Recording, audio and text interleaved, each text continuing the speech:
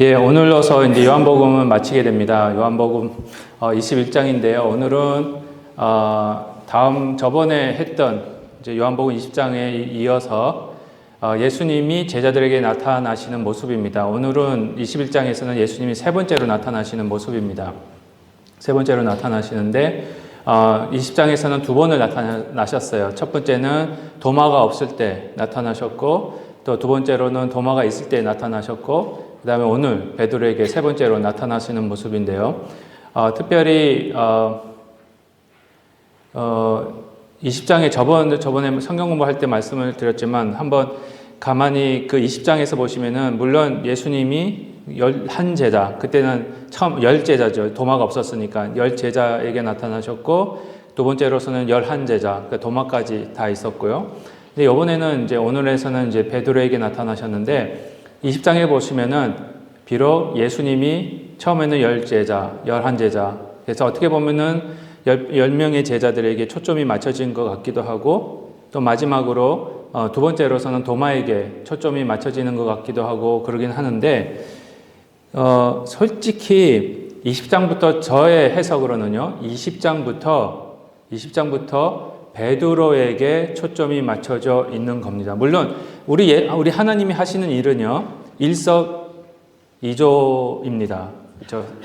사람들은 일석이조지만 우리 예수님이 하시는 일은 일석 3조도 되고 4조도 되고 한 돌멩이로 여러 가지 효과를 나타낼 수 있는데, 한 가지 일로 가지고 여러 열매를 맺히시는 우리 예수님의 그 사역이 나타나고 있습니다. 그랬을 때에 요한복음 20장부터 첫 번째, 두 번째, 세 번째, 왜 하필이면 요한복음이 20장부터 21장까지 나타나는데 첫 번째 나타나심, 두 번째 나타나심, 세 번째 나타나심, 그것만 기록을 했을까? 그렇죠? 다른 복음서는 세 번을 나타나신 그 기록이 없습니다. 요한복음에만 이 기록이 있거든요. 그러면은 가만히 보면은 요한복음이 예수님이 첫 번째 제자들에게 나타나시고, 두 번째 제자들에게 나타나시고, 세 번째 제자들에게 나타나신 이유가 바로 베드로가 첫 번째 예수님을 부인하고, 두 번째 예수님을 부인하고, 세 번째 부인한 거를 반복을 하면서 그때부터 베드로를 회복시키고자 했던 그런 모습이 있었지 않을까 이렇게 생각을 합니다. 가만히 생각해 보시면요, 여러분들 한번 그 베드로의 입장에 한번 나와 보십시오. 여러분들이 예수님을 여러분 자신은 베드로라고 생각하셔서 예수님을 세 번을 부인합니다. 그리고 마지막에는요, 요한복음에는 안 나타났지만 다른 복음서에 보면 마지막에는 베드로가 예수님을 뭐까지 했습니까? 저주까지 했어요. 근데 마리아에게서 듣고는 너무 놀래가지고 요한이랑 같이 갑니다. 그렇죠? 무덤을 보아서 예수님이 부활하신 것은 확인은 했지만 그래도 아직까지 예수님을 만나지 못한 상황에서 무서워서 다락방에 있는데 예수님이 딱 나타나셨어요. 여러분 같으면은 예수님이 딱 나타나셨을 때 내가 세 번이나 부인하고 마지막으로 저주까지 한 그 예수님을 이렇게 예배당하고 있는데 아무래도 너무 그 죄책감에 잡혀 있는데 회개는 했지만, 다굴 때 회개는 했지만 죄책감에 있는데 갑자기 그 장본인이 예수님이 나타난 거예요. 여러분 기분이 어떻겠습니까? 여러분 같으면 막 달려가가지고 예수님 반갑습니다 이러시겠어요? 예? 숨죠?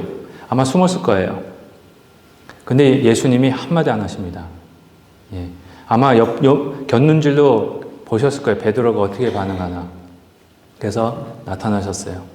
근데 도마가 없어서 도마한테 얘기하니까 두 번째로 또 나타나십니다. 그때는 도마랑 얘기를 하시면서 그 얘기를 베드로가 들었으면, 네, 그러셨을 거예요. 그럼 뭐라 그럽니까? 도마에게 말씀하셨을 때 너는 보고 믿느냐? 보지 않고 믿는 자가 더 복되다 라면서 믿음에 관해서 말씀을 하시거든요. 그러니까 어떻게 보면 베드로가 들으면서 왜 그런 거 있죠? 내가 옆에 사람이랑 얘기하지만 옆에 다른 사람이 내 말을 좀 들어서 좀 깨닫고 좀 그렇게 했으면, 그럼 아니면은 직접 얘기하기는 하지만 이 사람한테 이런 얘기를 하면은 그 말이 그 사람한테 들어갔으면 하는 그런 의도가 있어서 그렇게 얘기하실 때도 있잖아요. 예수님이 아마 그런 방법을 처음에는 쓰신 거 아닌가 이렇게 생각을 할 수가 있습니다. 그래서 베드로에게, 도마에게 말씀을 하시면서 믿음에 대해서 말씀을 하시면서 베드로에게 그 믿음이 뭔지를 또 알게끔 했으면 하는 거 아닌가 이렇게 생각, 아마 그런 20장에서 그런 모습을 보여주고 있는 거 아닐까 생각을 합니다. 분명히 베드로는 거기 있었습니다. 요한복음 20장에 베드로라는 이름이 나타나고 있지는 않지만 베드로가 없다고 말하고 있지도 않습니다. 도마처럼. 없었으면 도마처럼 베드로도 거기, 도마와 베드로가 그 자리에 없었으니 뭐 이렇게 얘기할 텐데 도마만 첫 번째는 없었다 그러고 얘기하고 두 번째 나타났을 때는 뭐라고 그럽니까? 요한복음 20장에서 모든 제자들이 거기 있었다 이렇게 나오거든요. 그 말은 베드로가 분명히 그 자리에 있었다는 말이에요. 그러니까 베드로가 굉장히 지금 스트러글을 하고 있는 거예요. 이거 예수님께로 갈까 말까 갈까 말까 다가갈 수가 없는 거예요. 죄인이기 때문에. 죄인이기 때문에. 왜냐하면은 처음에 베드로가 예수님을 만났을 때 뭐라고 고백합니까? 처음에 예수님 만났을 때도 베드로가 고기를 잡고 있었어요. 고기를 잡고 있었을 때에 고기를 다 잡았냐 이렇게 물어보셨을 때 밤새도록 했는데 못 잡았습니다. 그랬을 때 예수님 뭐라고 그러십니까? 더 깊은 데로 가서 내려라. 그러니까 고기가 엄청나게 잡힌 거예요. 그랬을 때 베드로가 뭐라고 고백합니까? 그때 예수님을 처음 만났을 때 나를 떠나서서 저는 죄인입니다. 그렇게 고백한 베드로가 예수님을 3번이나 부인한 거예요. 그러니까 예수님이 딱 나타났을 때는 이때는 그 얘기도 조차도 못하는 거예요. 예수님 저는 죄인입니다. 저를 떠나십시오. 라는 말조차도 못하는 거예요. 너무 죄송해서. 그때 21장에 예수님이 찾아오십니다. 이건 하나님의 은혜입니다. 우리가 너무 숨이 칵칵칵 막혀 있을 때에 너무너무 죄인이라 아무리 찾아도 하나님이 안 보이고 아무리 찾아도 예수님이 안 보이고 아무리 찾아도 내 말을 안 들으시는 것 같은데 그럴 때에 예수님이 먼저 찾아오시는 거예요. 그 하나님의 은혜입니다. 이 성탄이 그거예요. 우리가 아직 죄인 되었을 때에 하나님이 그 독생자를 먼저 보내셨어요. 우리가 아직 아버지와 하나님과 원수 되었을 때에 하나님께서 저희들을 예수님을 먼저 보내주신 겁니다. 그랬을 때 이제 성탄이 그게 나타나는 건데, 그랬을 때 21장 2절 보시면 시몬 베드로와 디두모라는 도마와 갈릴리 가나 사람 나다나엘과 세베대 아들들과 또 다른 제자들이 함께 있더니, 그러니까 시몬 베드로 같이 있었던 사람입니다.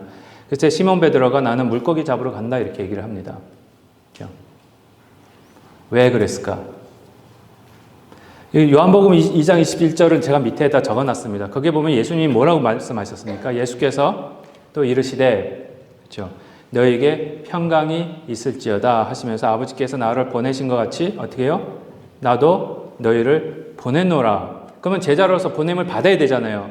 근데 베드로는 여기서 보냄을 받았다고 생각합니까? 아니라고 생각합니까? 베드로는 아니라고 생각하는 거예요. 그래서 나는 구제불능이구나. 예수님이 나를 모른 척 하신다. 너무 마음이 아픈 거예요. 안 그래도 그래 당연해 예수님이 나를 모른 척 하시는 것은 아마 예수님이 의도적으로 모른 척 하셨을 것 같아요. 요한복음 20장에.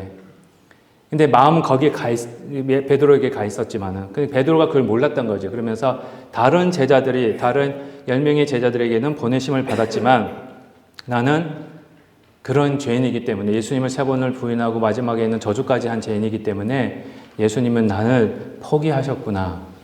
그래서 베드로가 그거에 디두모라는 도마와 나다나엘과 세베대의 아들들에게 너희들은 예수님이 보내심을 받은 대로 가라.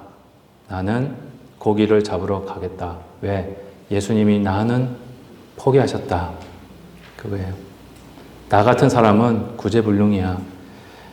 내 주인이라고 고백하는 예수님을 저주까지 했으니 나는 구제불능이야 하고 고기를 잡으러 갑니다. 그래서 그날 밤에 고기를 잡는데 어떻게 됐습니까? 잡지 못합니다. 그래서 예수님이 똑같이 직접 나타나십니다. 이제 됐다 생각하시는 것 같아요. 3번째 딱 나타나셔서 베드로가 실망하고 절망하고 나는 이제 하포맨이다. 하포맨이 뭔지 아십니까? 하나님이 포기한 맨. 예, 좀 졸리실 것 같아가지고 좀 썰렁하게.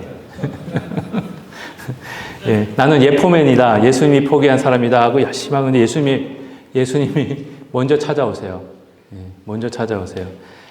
예수께서 바닷가에 서서 있는데 제자들이 알아보지를 못합니다. 왜냐면 멀었거든요. 그러니까 예수님은 이제 제가 보기에는 이 해변가에 서 계셨던 것 같아요. 이때는 해변가에 서 계셨고 배가 좀 떨어져 있었어요. 여기 보면 이제 거리가 나오긴 하는데 거리가 있는데 예수님이 소리를 외치시니까 그 소리는 들리는데 멀리 있으니까 이게 예수님인지 누군지를 알아볼 수가 없었던 거예요. 그랬을 때 예수님께서 고기를 잡았냐? 이렇게 물어보셨습니다. 그랬을 때 대답하되 고기가 못 잡았습니다. 그랬을 때 예수님이 뭐라 그럽니까? 배 오른편에 던져라. 그러니까는 고기가 어떻게 됩니까? 그러니까 예수님이 저저번 주에도 말씀드렸지만 예수님이 베드로를 처음 부르실 때에 그랬을 때에 예수님 저는 죄인입니다. 떠나십시오. 그랬을 때 예수님이 베드로에게 어떤 사명을 주셨습니까? 혹시 기억나십니까? 그때 예수님이 베드로를 부르시면서 어떤 사명을 주십니까? 그렇죠. 이제는 너를 사람을 낚는 어부가 되게 하겠다 하고 했는데 지금 뭐 하고 있습니까? 베드로가. 여전히 물고기를 잡는 어부의 역할만 하고 있는 거예요. 예수님은 분명히 베드로를 처음에 사람을 낚는 어부로 부르셨고 그 사명을 주셨는데도 불구하고 자기 죄에 휩싸여서 거길 벗어나지 못하고 그 사명을 감당하고 있지 못했을 때 그 껍질을 깨게 하시는 예수님의 모습이 여기서 나타나는 거예요. 다시 그 첫 번째 사명을 깨우쳐 주십니다. 첫 번째 사랑. 첫 번째 사랑. 여러분 예수님을 믿었을 때 여러분이 그 첫 번째 믿었을 때 감격이 있으셔야 되거든요. 그 감격이 있으셨을 거고 그 감격을 다시 회복해야 되는 그런 모습이 여기서 보여주고 계시는 겁니다. 그래서 그 세팅을 똑같이 하세요. 그러니까 베드로가 그 모습 딱 봤을 때 고기가 있느냐 밤새도록 잡았는데 못 잡았는데 그 사람이 얘기하니까 고기가 많이 잡힌 거예요. 그러니까 뭐가 생각이 나겠습니까? 옛날 생각이 나는 거예요. 내가 예수님을 처음 만났을 때, 잊어버리고 있었을 때, 내가 잊어버리고 있었는데 예수님이 나를 부르시는구나. 그 생각이 나는 거예요. 그러니까 첫사랑을 회복시키시고요. 그때 잃어버리고 있었던 그 사명, 사람을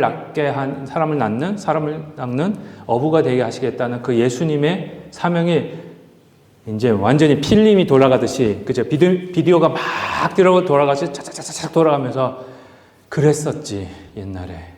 내가 예수님 만났을 때 이런 마음이 있었는데, 내가 예수님 만났을 때 이런 사명을 받았는데, 내가 이런 고백을 했는데, 그런 말씀을 하십니다. 이게 첫 번째 기억입니다. 기억나게 해주시는, 회복을 시키시는 거예요. 근데 두 번째 회복이 뭐냐? 그리고 나서 우리 예수님이 너무너무 재밌는 분이에요. 한 말씀 안 하십니다. 그냥 액션으로 보여주세요. 딱 고기 잡았습니다. 그러니까 베드로가 혼자서 넘어질 수 있도록, 혼자서 예수님 앞에 나올 수 있도록 만드시고 계시는 거예요. 첫사랑을 회복하고 계시는 거예요. 두 번째로는 육지에 올라옵니다. 자꾸는 이제 예수님이라는 걸 알아보고는 육지에 올라오는데 숯불이 있었습니다. 이게 PTSD. 이 숯불은요, 이 베드로에게는 PTSD입니다. 왜냐? 요한복음 18장 18절에 보면은요, 이 숯불 앞에서 베드로가 뭘 했냐? 예수님을 3번을 부인합니다. 그러니까 예수님이 너무 재밌으세요. 횃불을 보는 순간 베드로가 음칫한 거예요. 예수님 왜 또 옛날에, 맨 옛날도 아니죠. 며칠 전이니까 기억이 생생하게 나는 거예요. 여기서 이 숯불을 제가 빨갛게 해드렸는데, 이 숯불이라는 단어가 요한복음 18장 18절에 나와 있는 불을 쬐더라 했을 때 이 불이랑 똑같은 단어입니다. 헬라어로 똑같은 단어예요. 그러니까는 예수님이 의도적으로 숯불을 피워놓고는 생선을 굽고 있는 거예요. 바람. 그랬을 때 이 베드로의 그 마음이 어떻겠습니까? 그렇죠? 그래서 몸을 둘 다, 그러니까 예수님과 베드로가 아무 말도 안 하는 거예요. 근데 그 상징적으로 숯불만 보는 겁니다. 그랬을 때에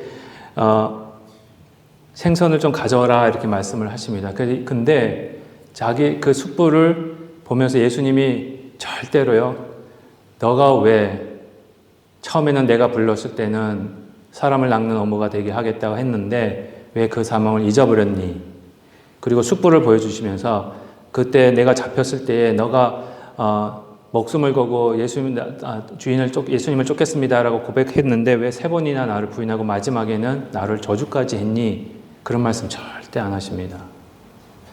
제가 며칠 전에 어저께 기도하면서 어느 새벽이네요. 오늘 새벽에 기도하면서 여러 가지들이 지난주에 있었고 여러 가지 좀 마음이 왔다 갔다 하는 일들이 많이 있었습니다. 교회 일 때문이 아니고요. 집안일 때문에. 제가 이렇게 하면 계속 오해하시는 것 같아요. 오해하지 마십시오. 집안일 때문에. 또 집안일 때문에 그러면 또 오해하시는 것 같아요. 부부와의 관계가 안 좋나? 아닙니다. 저희 부부 관계 좋습니다. 오해하지 마십시오.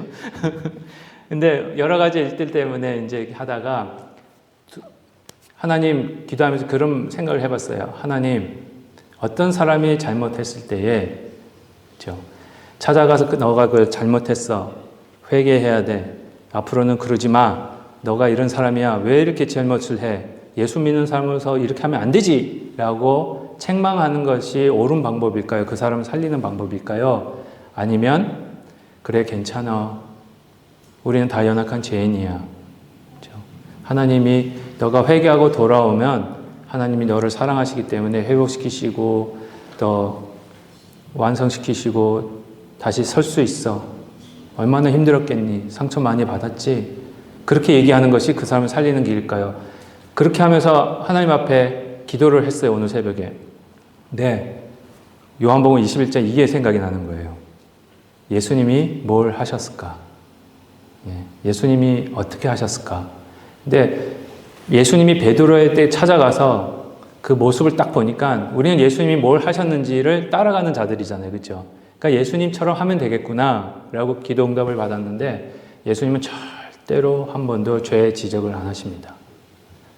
너무 하게도 베드로에게 아무 말씀 안 하십니다. 그리고 그냥 이제 예수님 만났을 때 첫 사랑을 기억나게 하시고 두 번째로 베드로가 예수님을 부인한 사건을 기억하게 하십니다.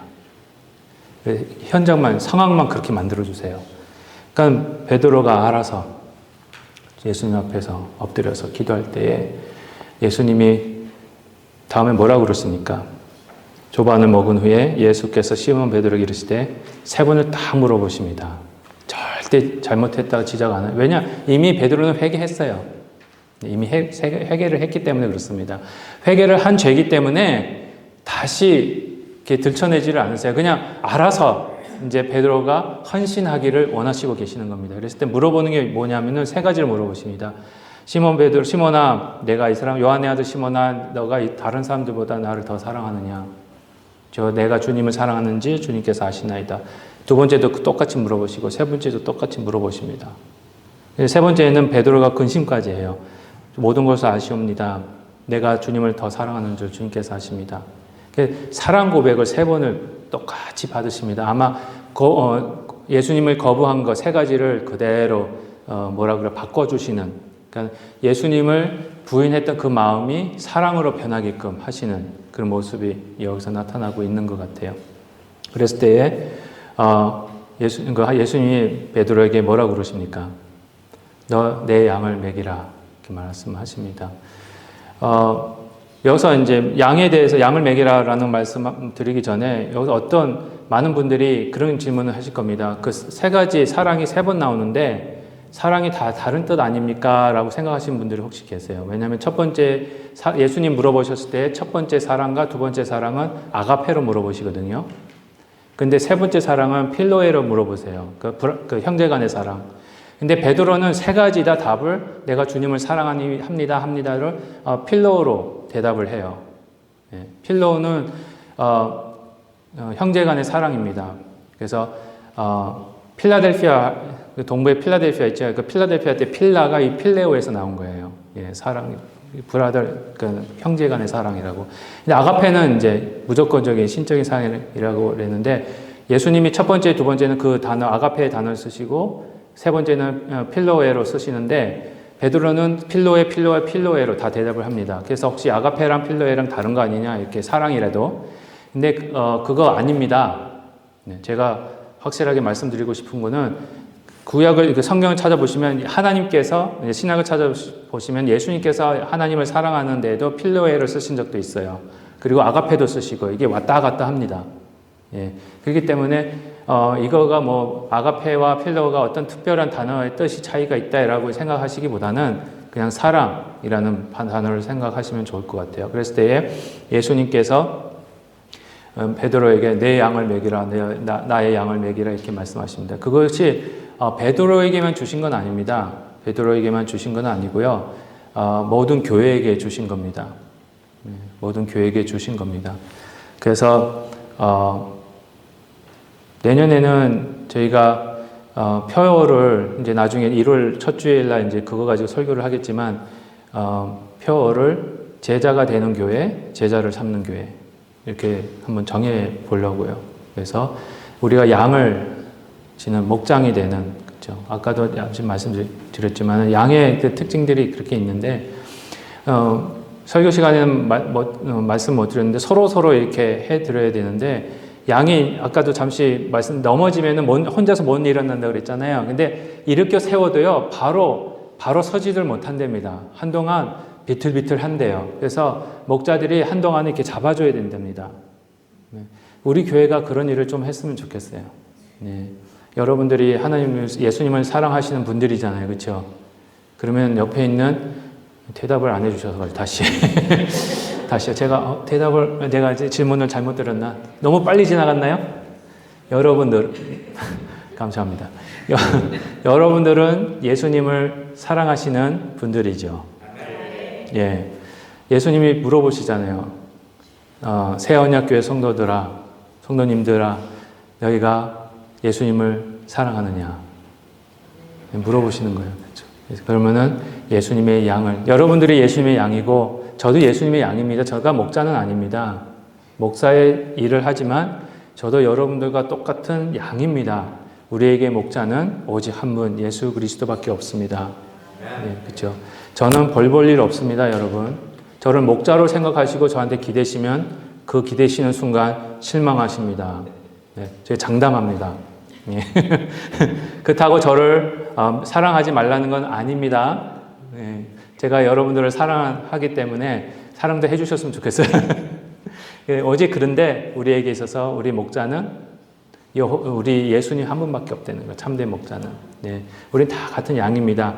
양끼리 했는데 또 양의 특징이 뭐냐면은 그렇대요. 이게 제자가 되는데 예수님이 내 양을 먹이라 이랬을 때 그 또 하나 두 번째는 그겁니다. 양의 성격이 뭐냐면은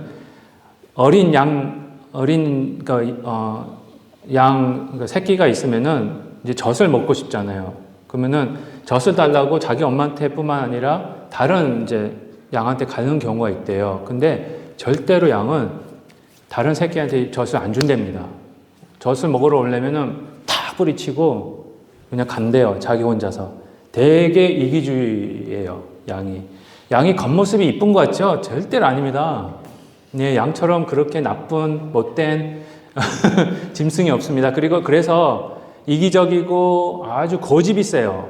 그리고 뭐 분별력도 없고 넘어지기 쉽고 그러니까 엄청나게 약한 동물이라 그래서 그러니까 1세기 때는 그 팔레스틴 지역에서는 이사야서 54장 보면 우리는 다 양 같아서 이러잖아요. 그 너는 양 같아 이러면은요, 그건 욕이에요.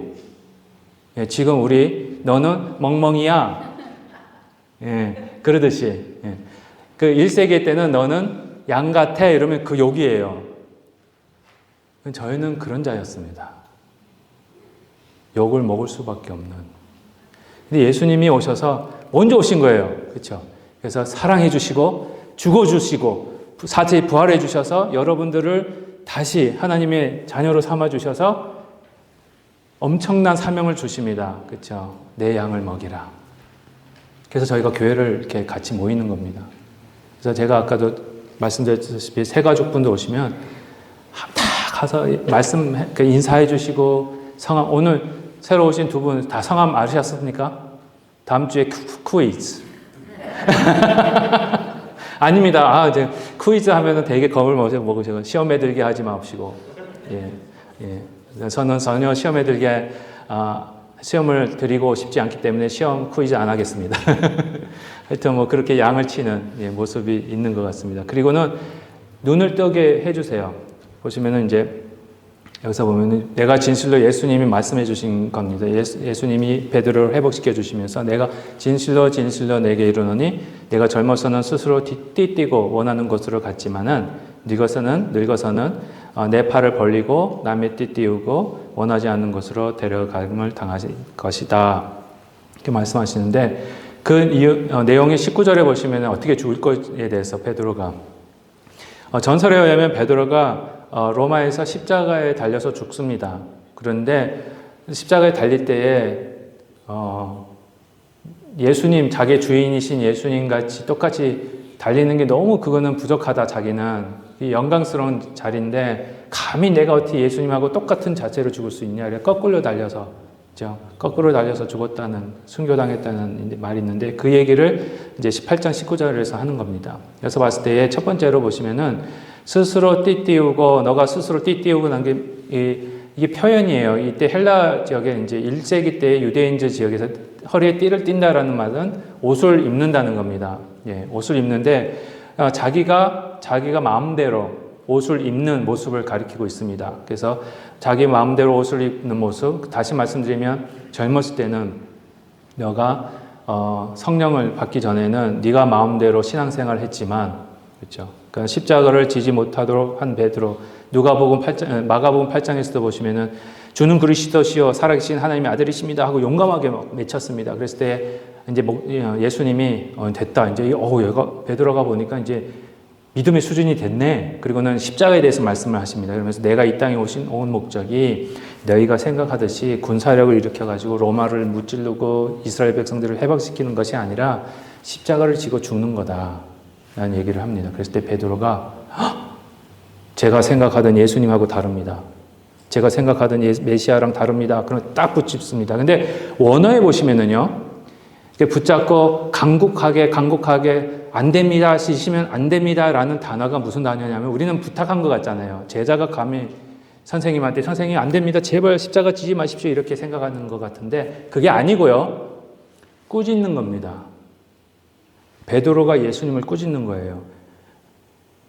그러니까 뭐라 그럴까요? 감히 제자가 예수님의 사명이 이게 아닌데 왜 이러고 계십니까? 왜 십자가를 말씀하십니까? 그런 생각 버리십시오. 이건 아닙니다. 그거에 꾸짖는 거예요. 굉장히 강력한 단어입니다. 그래서 예수님이 뭐라고 그러십니까? 사탄아, 내 뒤로 물러가라. 그 사탄이라는 단어가 첫 번째 예수님이 40일 동안 금식기도 하고 공생에 시작하실 때에 40일 동안 금식기도 하시고 나서 사탄에게 시험을 받으시잖아요.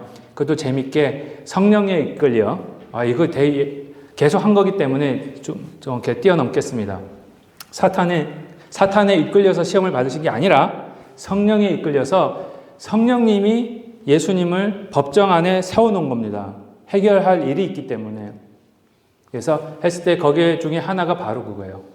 사탄이 전 세계를 온 인류를 보여주면서 나를 경배해. 나한테만 한 번만 절해봐. 그럼 이거 다 너에게 다 줄게. 줄 수 있었어요. 그러면은 그 말은 뭐냐? 나한테 절 한 번만 해. 그러면은 이거 다 줄 테니까 너는 그걸 가지고 그 사람을 구원을 해서 하나님 나라로 들어갈 수 있어. 이 말입니다. 그런데 예수님이 그걸 무찔르십니다. 사탄아, 물러가라. 그렇죠? 너희 하나님을 시험하지 말라. 이렇게 하시는 게 말씀을 하시는 이유가 뭐냐면은 마귀에게 절해서 세상 사람들 구원한다는 것이 뭐냐? 십자가 없이. 그렇죠? 십자가 없이 너가 인류를 구원할 수 있어. 굉장히 달콤한 말입니다. 예수님이 죽음이라는 걸 어떻게 보면은 정당화할 수 있잖아요. 죽는 거는 나쁜 건데 나쁜 거 없이 좋은 사람들에게 좋은 것을 줄 수 있다면 그만한 효과적인 방법이 어디 있습니까? 이건 세상적인 방법이에요. 그렇죠? 생명에 지장 없이 죽는 거 없이 모든 사람을 구원해 줄 수 있다면 그건 굉장한 방법입니다. 근데 하나님의 뜻은 그게 아니었어요. 십자가 없이 구원하는 것은 사탄의 뜻이었고 십자가로 말미암아 구원을 시키시는 것이 하나님의 뜻이었습니다. 왜냐? 십자가만이 죄의 문제를 해결할 수 있기 때문에. 이게 마귀가 준 시험이었어요. 근데 한동안 떠나 있었어요. 그리고 이때 마가복음 8장에 다시 들어간 겁니다. 시험하러. 그리고 마지막으로 십자가에서 시험을 또 한번 합니다. 성경에는 안 나오지만 저희들이 그렇게 해석을 할 수 있습니다. 그랬을 때 똑같이 베드로한테 똑같이 사탄이 얘기한 제시한 그 조건을 거부하시면서 사탄아 내 뒤로 물러가라 이렇게 말씀을 하시는 겁니다. 이게 자기 마음대로 예수를 믿는 거예요. 그리고 말고의 길을 자르잖아요. 그렇죠? 예수님을 잡으러 왔을 때에 베드로 칼을 빡 빼가지고 제사장의 종 말고의 길을 자르는, 그렇죠? 이걸로 또 예수님을 보호할 줄 알았어요. 그랬을 때 예수님이 그러지 마라. 그렇죠? 그리고 예수님을 3번이나 부인하는 베드로가요 열정이 있었습니다. 그리고 굉장히 예수님을 잘 쫓았어요. 왜냐하면 제자들 사이에서도 벌써 베드로는 뛰어난 제자의 모습을 보여줬습니다. 그리고 제자들이 나머지 가룟 유다가 있을 때도요, 11제자가 베드로를 우러러보는 첫 번째 제자, 우리의 지도자, 우리의 제자위원회의 회장으로 본 겁니다. 그만큼 베드로가 열정적이고 예수님을 잘 쫓고 그만큼 혈기왕성하게 일을 했던 사람이 없었습니다. 근데 이게 다 인간이 한 겁니다. 스스로 띠띠고 원하는 대로 네가 원하는 대로 예수 믿었지만 결국에는 그렇죠. 내 팔을 벌린다 이 말이 십자가잖아요. 그렇죠. 십자가를 지고 능동적으로 그렇죠. 능동적으로 신앙생활을 하게 될 것이다. 하나님에 의한 이끌림. 신앙생활은요. 물론 처음은 능동적인 신앙생활 하면 되게 부정적으로 들리면 어떻게 예수님을 그렇게 믿어? 근데 저희들이 수동적인 신앙생활 하면 가만히 앉아 있는 거 아닌가? 아닙니다. 성경에서 말하는 수동적 신앙생활은요, 전적으로 하나님께 붙잡힌 삶입니다. 예. 그래서 하나님이 원하시는 내 뜻이 아니라 하나님이 원하시는 뜻대로 가는 신앙생활이 수동적 신앙생활입니다. 하나님 보시기엔 그게 능동적 신앙생활이에요. 근데 저희들은요, 능동적 신앙생활, 인간이 하는 능동적 신앙생활을 많이 하려고 합니다. 그랬을 때에 베드로 같이 열정은 있어요. 열정은 있고 열심히는 합니다. 그리고 열심히 해보려고 합니다. 근데 결국에는 이런 인간이 하는 열심은 넘어질 수밖에 없습니다. 다른 보시면 예수님이 공생애 하시면서 눈을 보게 하시는 사역이 나옵니다. 그랬을 때에 한 번은 이런 이상하게 한 번에 다 눈을 떴는데 한 번은 진흙에다 발라서 해주시고는 눈을 뜨게 보여주게 하세요. 그랬을 때 물어보십니다. 첫 번째 보게 해주시고는 보이느냐? 너가 뭐가 보이느냐? 이랬을 때에 나무가 걸어 다닙니다. 그래요. 그렇죠? 나무가 걸어 다닙니다. 나무 같은 것이 이렇게 걸어 다닙니다. 그랬을 때에 예수님이 또 뭐 하십니까? 한 번 더 고쳐주십니다. 눈을 떠라 그랬을 때는 그때는 사람이 보입니다. 이렇게 된 거예요. 그러니까 예수님은 그게 뭐냐면요. 그래서 우리에게 계속적으로 이제 고쳐주시는 이유가 신앙생활을 할 때에 처음에는 우리가 잘 본다 하지만 정확하게 못 볼 때가 있습니다. 그렇죠? 말씀을 읽는다 하지만 여러분들도 이제 저희가 거의 1년 동안 성경 통독하는데 성경 통독하면서 옛날에도 똑같은 말씀 이걸 읽었는데 그렇죠? 작년에 읽었을 때랑 지금 읽었을 때랑 다르게 보이고 10년 전에 읽었을 때랑 지금 이랑 또 다르게 보이고 그런 모습들이 나옵니다. 그렇죠? 그렇듯이 처음에 저희가 할 때는 이 사람들만 이거는 똑같이 하나님 고쳐주셨는데 이제 인간적인 어떤 전제로 사람이 아니라 사람인데 나무로 해석하기 시작하는 거예요. 잘못된 해석이 처음에는 시작이 됩니다. 그랬을 때 예수님이 다시 고쳐주세요. 정확하게 볼 수 있도록. 그렇죠? 그래서 예수님께서 이제 베드로에게 이제 3번이나 사랑하느냐 보여주시면서 그래서 저희가 제자 이제 내년에는 이렇게 예배와 이제 교육을 같이 좀 해가지고 교육을 조금 더 저희가 강조를 하려고 하거든요. 제자가 되는 길은 배우는 것밖에 없습니다. 죄송합니다. 말씀을 공부를 하셔야 돼요. 지금 너무 이렇게 제가 우리 새언약 교회가 진짜 자랑스러운 거는 예배에 참석하시는 인원이나 성경 공부 참석하시는 인원이 거의 비슷해요. 몇 분 빼고는. 예, 너무 자랑스럽습니다. 예, 너무 많이 오셨는데 이 공부에 열정을 좀 가지셨으면 좋겠어요. 뭐 공부하면은 싫을 수 있는데 제가 내년에는 좀 더 재밌게 해보려고 애를 쓰겠습니다. 근데 장담은 못 하겠습니다. 그렇지만은 이제 하여튼 성경 공부에 이제 제자 훈련에 이제 그런데 이제 하면서 이제 저희가 점점 눈이 떠져가는 말씀에, 그렇죠? 말씀을 바로 해석을 하셔야 돼요. 그래서 이게 바로 적용이 되고요. 바로 적용이 돼야 하나님께서 예수님께서 베드로에게 맡겨주신 양을 치라라는 말씀이 어떻게 저희들이 실천할 수 있는지가 볼 수가 있습니다.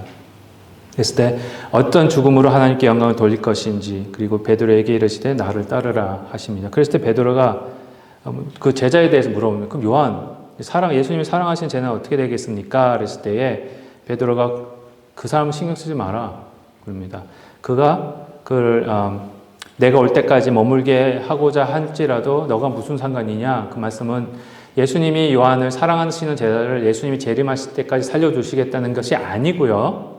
그렇게 하실지언정 베드로하고는 상관이 없다는 겁니다. 그거는 또 하나님의 주권이기 때문에, 예수님의 주권이기 때문에 그에게 향하신, 그러니까 각 사람에게 향하신 하나님의 뜻이 다른 거예요. 그렇지만 왜 저희 몸도 그렇고, 사도 바울은 몸에 대해서 비유를 했지만 여기 퍼즐도 그렇고요. 같이 비슷하게 생겼잖아요. 왼팔과 오른팔이 비슷하게 생겼습니다. 똑같이 생겼어요. 그렇지만 왼팔과 오른팔이 하는 기능이 똑같습니까? 다르잖아요. 그런 거예요. 여러분들, 우리 새언약교회 성도님들 다 똑같이 다 이쁘고 잘생기고 아름다우시게 생기셨는데 그렇다고 기능이 다 똑같은 건 아닙니다. 그렇죠? 다 다른 거예요.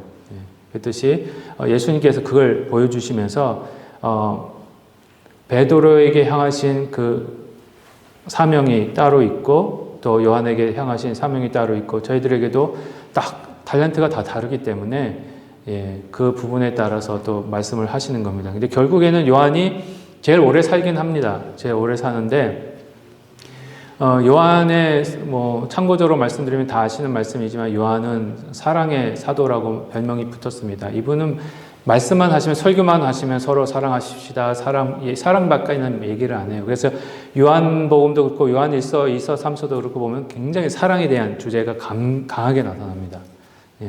근데 나중에 이제 반모섬에서 거기서 순교를 하시지만, 그렇지만 나머지 이제 사도 바울까지 이제 11명의 사도는 다 순교를 일찍 하시고, 이제 요한만 이제 끝까지 한 90살까지 넘어서 이제 하시는 모습이 나옵니다. 그랬을 때 계속해서 예수님이 23절의 말씀에 이제 그 설명을 해주시는 거죠. 베드로가 잘못 오해를 한 거죠. 그런데 이제 나가서 죽지 않겠다 하신 것이 아니라 내가 올 때까지 그늘 머물게 하고 할지라도 무슨 상관이 있느냐. 아마 이 말씀을 집어넣은 게 이 초대교회 때 좀 오해가 있었던 것 같아요. 요한에 대해서. 요한은 예수님이 오실 때까지 살 수 있는 삶이다라는 오해가 있었던 것 같아요. 그래서 이 요한복음이 자기 자신에 대해서 얘기를 하는 거니까 23절에 그게 아니라 오해를 풀어주기 위해서 아마 여기다 넣으신 것 같아요. 그러면서 이제 요한의 이제 마지막 결론이 여기서 나옵니다. 이 일들을 증언하고 이 일들을 기록한 제자가 이 사람이라. 우리는 그의 증언이 참된 줄 안다. 그 예수님의 말씀이 참된 것이고요. 그리고 그 말씀을 기록한 모든 증거들이 또 진리란 참된 거라는 것을 이제 말씀하시면서, 그 진리를 말하는 이유가 예수님, 아까 20절에도 나와 있지만 예수님을 믿게 하시는 거고, 예수님이 무슨 일을 행하셨는지를 보여주고자 하기 위함임을 여기서 보여주고 계십니다. 예수께서 행하신 일이 위에도 많지만, 너무 많은데 다 기록하면은 이 세상 어떤 책이라도 남겨놓기가 부족한 줄 알기 때문에 그렇게 하셨다라고 말씀을 하십니다. 예수님이 무엇을 하셨는지를 저희들이 바라보는 겁니다. 예수님이 앞으로 뭘 하실까가 아닙니다. 옛날 한국에서도 그렇고 미국에서도 그렇고 예수님이라면 어떻게 하셨을까라는 질문을 많이 했었습니다. 근데 예수님이라면 어떻게 하셨을까가 바른 질문은 아닙니다. 예, 바른 질문은 아닙니다. 올바른 질문은 예수님은 과거에 공생에 살아계시는 동안 어떻게 하셨을까? 예, 그겁니다. 그 질문을 하셔야 돼요. 예수님이라면 이 상황에서 어떻게 하셨을까? 한번 찾아봐야지. 그겁니다. 제가 아까 잠시 말씀드렸죠. 잘못한 사람이 있을 때 어떻게 다가갈까? 예수님은 어떻게 하셨을까? 그렇죠? 베드로에게 하셨을까? 아니면 우물가 여인에게 하셨을까? 아니면은 바리새인들에게 하셨듯이 하셨을까? 그런 것들을 저희들이 성경 속에서 찾아보는 겁니다. 그래서 요한복음은 예수님이 행하신 일들을 기록하면서 우리가 예수님이 누구신지, 또 왜 왜 십자가를 지셔야 했는지, 어떻게 부활을 하셔야 됐는지, 그리고 지금도 이곳에서 성령을 통해서 여러분과 함께 하시는, 그래서 예수님의 그 십자가는 영광입니다. 십자가가 늘 말씀드립니다. 십자가가 없는 교회는 가짜입니다. 십자가가 없는 신앙은 가짜입니다. 그래서 제가 제자가 되는 교회, 제자를 삼는 교회 하면서 마가복음 8장 말씀을 누구든지 나를 쫓으려면 첫 번째는 뭐죠? 나 자신을 그렇죠? 부인하는 게 먼저입니다. 그리고 너희의 십자가를 지고 나를 쫓을 것이니라. 그게 제자도의 길입니다. 내년은 아마 내년뿐만 아니라 계속해서 저희가 제자가 되는 그날까지 계속 진행을 해야 되지 않을까 싶은데요. 그 말씀을 붙잡고 예수님이 이 땅에 오신 목적을, 또 성탄절을 맞이하면서 특별히 이 땅에 오신 목적과 그런 것들을 다시 살펴볼 수 있는 시간이 되었으면 좋겠습니다. 오늘은 여기까지 하겠습니다. 네, 기도하고 마치겠습니다.